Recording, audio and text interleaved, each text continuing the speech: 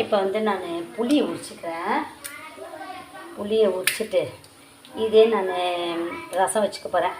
ஏன்னா நம்ம டைரெக்டாக நம்ம மரத்துலேயே பறித்து செய்கிறதுனால இது ரொம்ப புளிப்பாக இருக்கும்.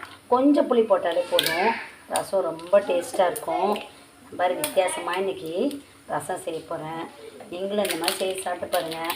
இன்றைக்கி ரொம்ப சிம்பிள் சாப்பாடு. இன்றைக்கி எனக்கு சாமி கும்பிட்ற வேலை இருக்கனால நான் ரொம்ப சிம்பிளான லஞ்ச் தான் ரெடி பண்ணுறேன். மார்னிங் வந்து பிரேக்ஃபாஸ்ட் வந்து நாங்கள் கோயில் பிரசாதமே வாங்கிட்டு வந்து சாப்பிட்டுக்கிட்டோம். அதனால் எனக்கு டீப் க்ளீன் ஒர்க் இருக்குது. டீப் க்ளீன் எப்படி பண்ணணும், எப்படி ஏன்னா எப்போவுமே வீடை வந்து க்ளீனாக வச்சுட்டா வீடு புதுசாகவே இருக்கும். அதை வந்து மெயின்டைன் பண்ணிகிட்டே இருக்கணும். எப்படிப்பட்ட வீடாக இருந்தாலும் நம்ம மெயின்டைன் பண்ணால் அந்த வீடு வந்து பழைய வீடு மாதிரி தெரியாது, புது வீடு மாதிரியே தெரியும் எப்போயுமே. அதில் இருக்க பொருட்கள் வந்து சீக்கிரமாக டேமேஜ் ஆகாது. நம்ம பொருளெல்லாம் சுத்தமாக பராமரிச்சுட்டே இருந்துன்னு வச்சுங்களேன், பொருள் சுத்தமாக தெரியும். வீட்டில் இருக்க திங்ஸ் எல்லாம் நல்லா புதுசாகவே தெரியும். அதனால் நம்ம வந்து கொஞ்சம் அடிக்கடி வீட்டை வந்து கொஞ்சம் நல்லா கவனிக்கணும். நம்ம எப்படி சாப்பாடு ஒரு வெரைட்டியாக செய்து நல்லா நம்மளை கவனிச்சிக்கிறோமோ அது மாதிரி வீட்டையும் நம்ம கவனிச்சுக்கிடணும். நான் புளி ஊற வச்சுக்கிட்டேன், ஒயிட் ரைஸ் ஆகிடுச்சு. இப்போ வந்து ரசம் பண்ண போகிறேன். எப்படி பண்ண போகிறேன்றதை பார்ப்போம். இப்போ நான் ரசம் பண்ண போகிறேன். பாருங்க, தக்காளி, கருவேப்பிலை, சீரகம், சாப்பாடு ஆயிடுச்சு, மிளகு, பூண்டு,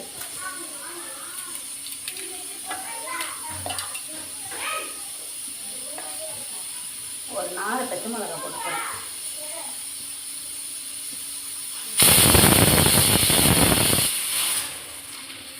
பச்சை மிளகாய் போட்டு அரைச்சிட்டு வந்துடுவேன். சாப்பாடு வந்துடுச்சு, போதும், ஸ்டவ் ஆஃப் பண்ணிடலாம். ஃப்ரிட்ஜுக்குள்ளே இவ்வளோ முருங்கைக்காய் இருக்குது. அதனால் ரசம் வச்சுட்டு அப்படியே இந்த முருங்கைக்காய் காரம் மசாலா முருங்கைக்காய் எப்படி பண்ணான்றதை பார்ப்போம். இப்போ முருங்கைக்காவை சின்ன சின்னதாக அரிஞ்சிட்டு வந்துடுறேன். இப்போ பெரிய வேலை எதுனா இந்த எண்ணெயை ஊற்றுறது தான் பெரிய வேலை. அதனால தான் நம்ம ரிலாக்ஸாக ஃப்ரீயாக இருக்கும்போது இந்த எண்ணெயெல்லாம் வந்து அந்த கேனில் ஊற்றி வச்சுக்கிடணும். அதுக்கப்புறம் ஊற்றணும் போது அது ஒரு பெரிய கஷ்டமான வேலையாக தெரியுது. எப்பவும் அப்படி ஊற்றி வச்சுருவேன். இப்போ கொஞ்ச நாளாக பிஸியாக இருக்கனால என்னால் இந்த வேலை செய்ய முடியல. கடாய் சூடாகிடுச்சு, அது முன்னாடி நான் ரசம் வச்சுக்கலான்னு பார்க்குறேன். ரசத்துக்கு ரெடி பண்ணிடுவோம். ஏன்னா எல்லாம் ரெடியாக இருக்குது. ரசம் பண்ணிவிட்டு மசாலா முருங்கைக்காய் மசாலா பண்ணுறது எப்படின்றத பார்ப்போம். இந்த எண்ணெய் இதில் ஊற்றி வச்சுட்டு வந்துடுறேன். கையோடு ஊற்றிடலாம். எப்போவுமே புனல் ஒன்று வச்சுக்கணும். நம்ம எண்ணெய் ஊற்றணுன்னா அப்படியெல்லாம் ஊற்றக்கூடாது. புனல் இருக்கும்போது ஈஸியாக இருக்குது ஊற்றுறதுக்கு. எண்ணெய் சூடாயிடுச்சுன்னு நினைக்கிறேன். இன்னும் கொஞ்சம் எண்ணெய் ஊற்றிக்கலாம்னு நினைக்கிறேன். ஓகே, போதும். ஏன்னா இது பச்சை மிளகா ரசம் தான் வைக்கிறேன். அதனால் எண்ணெய் கொஞ்சம் நிறையவே ஊற்றிப்போம். ரசத்துக்கெலாம் கம்மியாக இருக்கணும். இது மிளகா ரசம், அதனால் கொஞ்சம் காட்டத்தை எடுக்கும். எண்ணெய் சூடாயிடுச்சுன்னு நினைக்கிறேன். எண்ணெயை ஊற்றிட்டு அதில் இப்போ கடுகு போட்டுக்கிறேன். கடுகு பொரியுது. கொஞ்சம் வெந்தயம் போட்டுக்கிறேன். அடுத்தது ஃபார்மாலிட்டிக்கு 2 வரமிளகா, சும்மா 2 வரமிளகா போட்டுட்டேன். நான் அரைச்சிட்டு வச்ச மசாலாலாம் போட்டுருக்கேன். மிளகு, சீரகம், பச்சை மிளகா, கருவேப்பிலை, தக்காளி, பூண்டு எல்லாம் போட்டுருக்கேன். இப்போ வந்து கட் பண்ணி வச்சுருக்க பச்சை மிளகா போட்டுக்கிறேன். அப்புறம் இதை கொஞ்சம் மிக்ஸ் பண்ணிக்கணும்.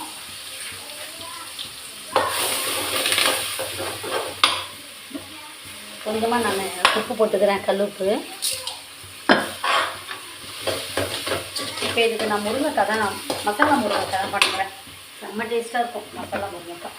கொஞ்சம் பெருங்காயத்தூள் போட்டுக்கிறேன். பெருங்காயத்தூள்லாம் வாங்கணும். பெருங்காயத்தூள்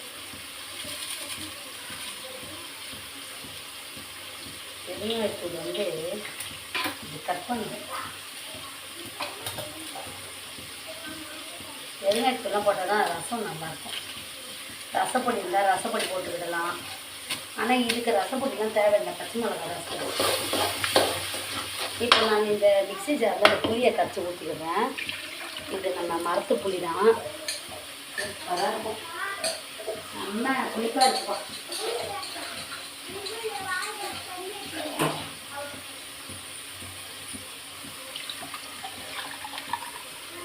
போதும். இதுவும் நல்லா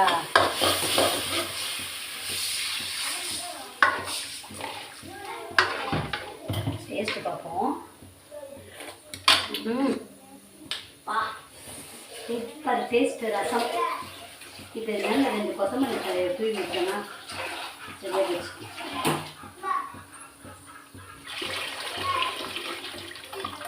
இப்போ நான் இதை வந்து வேஸ்ட் பண்ண மாட்டேன். பித்தளை பாத்திரம் விளக்கறதுக்கு வச்சுக்க போகிறேன். அதனால் எதுவும் வேஸ்ட் இல்லை.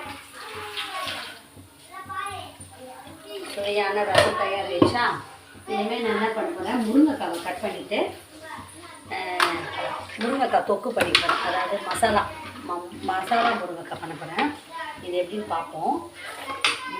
நம்ம டேஸ்ட்டு. நான் வந்து கொத்தமல்லி தழை கொஞ்சம் போட்டுக்கிறேன். அப்போதான் நல்லாயிருக்கும்.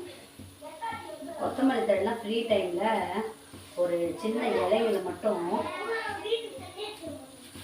இதை வந்து கட் பண்ணி போட்டால் நான் கட் பண்ணி வச்சுட்டேன். நல்லது.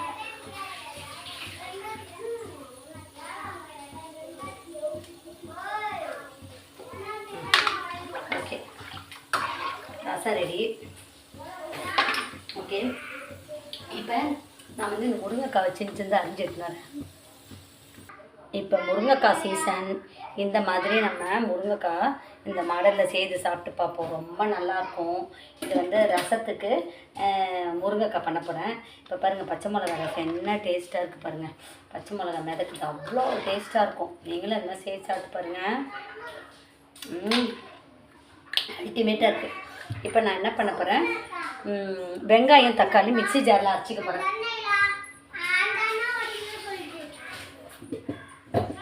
இப்போ இந்த மிக்ஸி ஜாரில் 3 தக்காளி 1 வெங்காயம் எடுத்துக்க போகிறேன். இந்த வெங்காயத்தை மிக்ஸி ஜாரில் அரைச்சிட்டு எடுத்துன்னு வரேன்.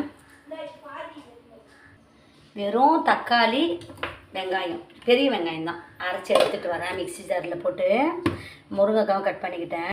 மசாலா முருங்கைக்காய் செய்ய கடாயி கடுகு பொரிஞ்சிச்சு.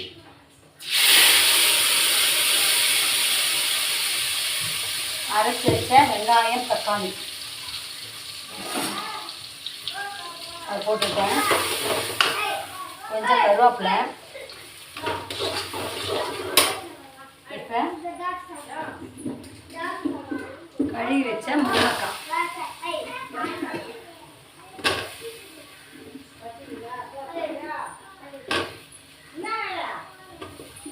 போட்டுக்கிட்டேன். இப்போ இதில் முருங்கைக்காய் போட்டுக்கிட்டேன். கொஞ்சம் மிளகாத்தூள், மசாலா முருங்கைக்காய், தண்ணி வச்சுக்கலாம், உப்பு போடணும். செம்ம டேஸ்ட்டாக இருக்கும் இந்த முருங்கைக்காய். ரொம்ப சீக்கிரமாக எடுத்துக்கிறேங்க. சுவையான மசாலா முருங்கைக்காய் உப்பு போட்டுக்கிட்டேன். இப்போ இது வேகட்டும். இன்னும் கொஞ்சம் தண்ணி ஊற்றிக்கிடலாம். இப்போ நான் வந்து 1/2 அன் ஹவர்லேயே இந்த சமையலை முடிச்சிட்டேன். இனிமேல் வத்தல் மட்டும் வறுத்துக்கிட்டேன்னா சமையல் ஆகிடுச்சு. இனிமேல் நான் வீட்டை டீப் க்ளீன் பண்ணிவிட்டு இன்றைக்கி வெத்தலை தீபம் ஏற்றுறது எப்படின்றத நான் வீடியோவில் போடுறேன். இன்றைக்கி லஞ்சு ரசம், பச்சை மிளகாய் ரசம், மசாலா முருங்கைக்காய் கூட்டு. செம்ம டேஸ்ட்டாக இருக்கும். இது நல்லா வேகட்டும். மசாலா முருங்கைக்காய் என்ன அழகாக வேகுது பாருங்கள். இப்போ நான் இதுக்கு வந்து வத்தல் செய்துக்க போகிறேன். பச்சை மிளகா ரசம், மசாலா முருங்கைக்காய் கூட்டு. இப்போ இதுக்கு வத்தல் பொரிச்சுக்க போகிறேன். நான் வந்து இது கஞ்சி வத்தல் வீட்டிலே செய்யுது. கஞ்சி வத்தலா இல்லை சோத்து வத்தலா தெரியல. சாப்பாடு மீந்துருச்சு. அதில் சாப்பாடு மீந்தோடனே அதை வந்து நான் நல்லா அரைச்சி காய வச்சுட்டேன். அந்த மாதிரி வத்தல் தான் அது. இப்போ அதை வந்து வறுத்துக்க போகிறேன். கடாய் எடுத்து வச்சுட்டேன். இன்றைக்கி லஞ்சு எனக்கு சீக்கிரமாக முடிஞ்சிச்சு. இனிமேல் வீட்டை க்ளீன் பண்ணுற வேலை தான் பெரிய வேலை. இப்போ வந்து இன்றைக்கி லீவுன்னா பசங்கள்லாம் வீட்டில் விளையாடிட்டு கிடக்கணும்.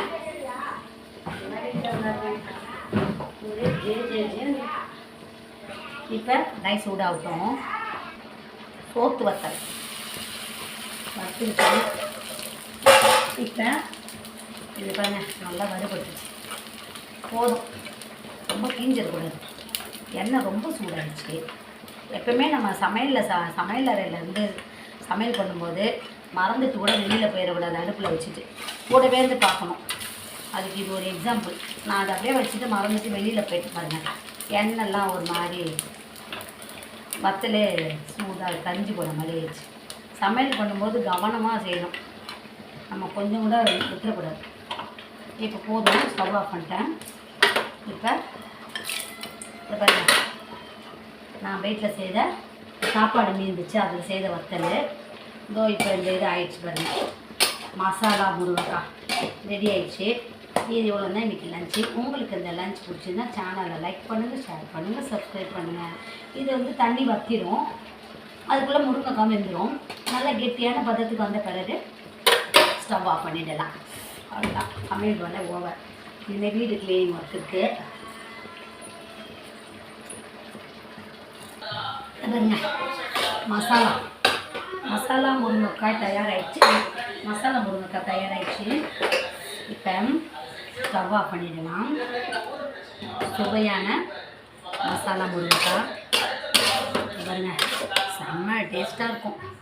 இதை நான் சாப்பிட்டு பார்க்குறேன், எப்படி இருக்குது பார்ப்போம். இந்த மசாலா முருங்கைக்காவை சாப்பிட்டு பார்க்க செம்ம டேஸ்ட்டாக இருக்கும் பாருங்க. மசாலா முருங்கைக்காய் இப்போ இந்த மசாலா வச்சே நம்ம சாப்பிட்டுக்கிடலாம். எப்படி டேஸ்ட்டாக இருக்குன்னு பார்ப்போம். நல்லா வெந்துருச்சு முருங்கைக்காய்.